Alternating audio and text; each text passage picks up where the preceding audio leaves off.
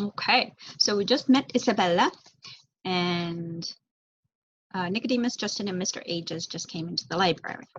So chapter 13, A Powder for Dragon. The strange rat was named Arthur. He was stocky, square, and muscular with bright, hard eyes. He looked efficient. You might call him our chief engineer, said Nicodemus to Mrs. Frisby, as indeed you might call Justin the captain of the guard if we had any such titles, but we don't.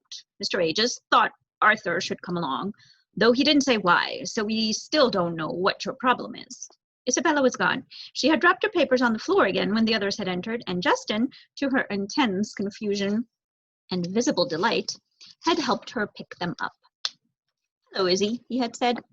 How's the reading coming? It's fine, she said. I finished the 3rd reader last week. Now I'm on the 4th.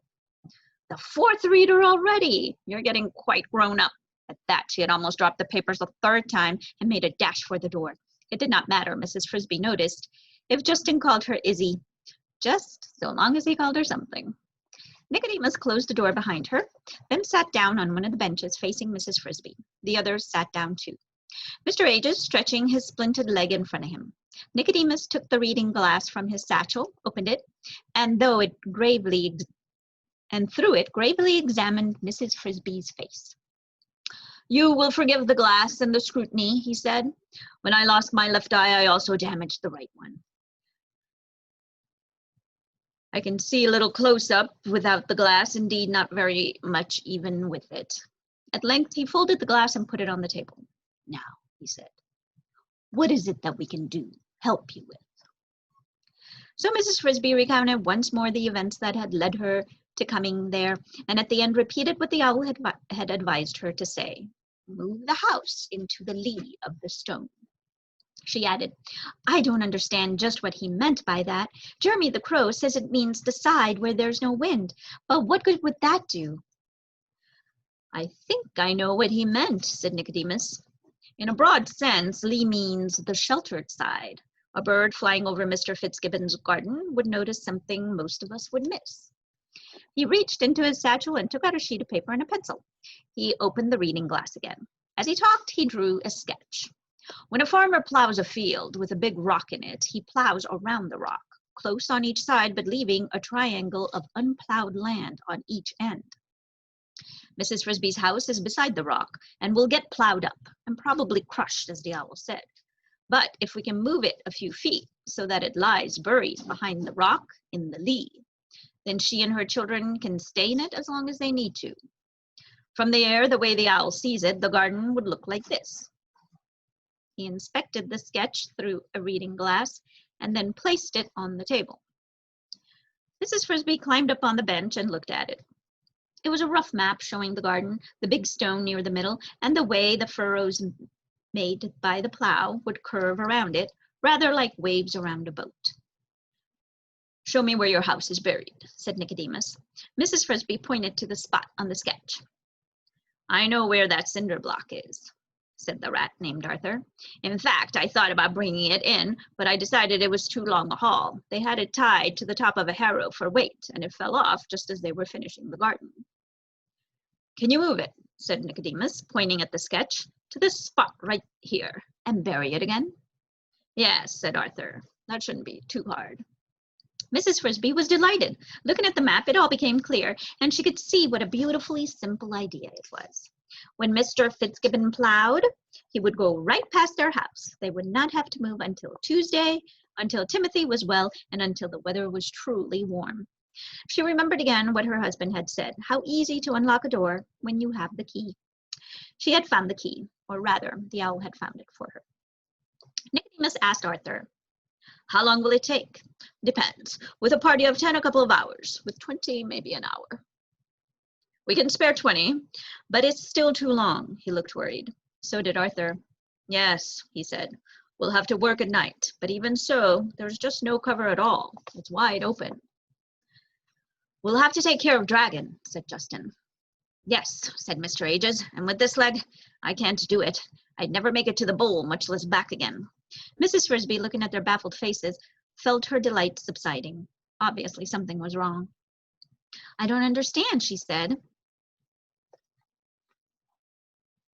I know about Dragon, of course, but at night, said Justin. Dragon prowls the farmyard like a tiger, and you don't see him until he's on top of you. Then you can't move my house after all? Well, said Justin, ordinarily, he turned to Nicodemus. Should I explain it to her? Yes, said Nicodemus. Ordinarily, said Justin, when we have a long project to do at night, sometimes even by day, we make sure Dragon won't bother us. We put sleeping powder in his food. Mr. Ages makes it. It doesn't do the cat any harm, but he stays extremely drowsy for the next 8 hours or so. We station a sentry to watch him, and we're free to work. You did it yesterday, said Mrs. Frisby, remembering the figures toiling the wire through the grass, remembering how strangely disinterested Dragon had seemed when he saw her. I saw the cat sleeping in the yard. Yes, said Justin, but today Mr. Ages has a broken leg. Then he can't make the powder? Oh, it isn't that, said Mr. Ages. I've plenty of powder. The trouble is, said Justin, it's Mr. Ages who puts it in Dragon's dinner bowl inside the farm kitchen. With his leg broken, he can't move fast enough. But why, Mr. Ages, said Mrs. Frisby, can't someone else do it? I'd be glad to do it myself, said Justin, but I'm too big. You see, Nicodemus explained, Mrs. Fitzgibbon feeds the cat in the morning and in the evening, and his bowl is always kept in the same place, next to a cabinet in one corner of the kitchen. That's a very shallow space between the floor and the bottom of the cabinet. A few years ago, when we conceived the idea of putting Dragon to sleep, we cut a hole in the floor just behind the cabinet. If we put it anywhere else, they'd see it. To reach the bowl, Mr. Ages crawls under the cabinet. When he gets to the edge, he makes a quick dash to the bowl, drops in the powder, and dashes back out of sight. But with a broken leg, he can't dash. We might try leaving some bait outside the house, said Justin. That worked once. Once out of a dozen times, said Nicodemus. It isn't dependable, and we don't have much time.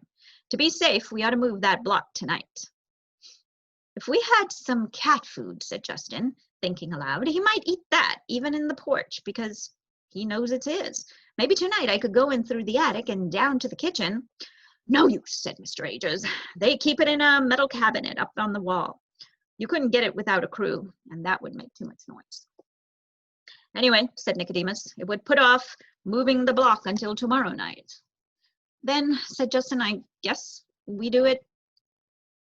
What we do is scout wherever we can, try to keep track of Dragon and hope for the best. Some nights he doesn't go near the garden at all. We might be lucky. Or we might not, said Arthur. I don't like it. We can't dig that block out without some noise, you know. Mrs. Frisby interrupted quietly. There is another way, she said. If Mr. Ages can get in the kitchen, so can I. If you will give me the powder and show me the way, I will try to put it into Dragon's bowl. Justin said quickly, no, it's no job for a lady. You forget, said Mrs. Frisby. I'm Timothy's mother. If you and Arthur and others in your group can risk their lives to save him, surely I can too. And consider this, I don't want any of you to be hurt, maybe even killed by Dragon. But even more, I don't want the attempt to fail. Perhaps the worst that will happen to you, with luck, is that you will have to scatter and run and leave my house unmoved. But then what will happen to us? Timothy, at least, will die. So if there's no one else to put the cat to sleep, I must do it. Nicodemus considered and spoke. She's right, of course. If she chooses to take the risk, we can't deny her the right. To Mrs. Frisby he added, but you should know that the danger is great. It was in that same kitchen yesterday, running from Dragon's bowl, that Mr. Ages got his leg broken. And it was in doing the same thing last year that your husband died. Okay, that's the end of chapter 13. See you next time.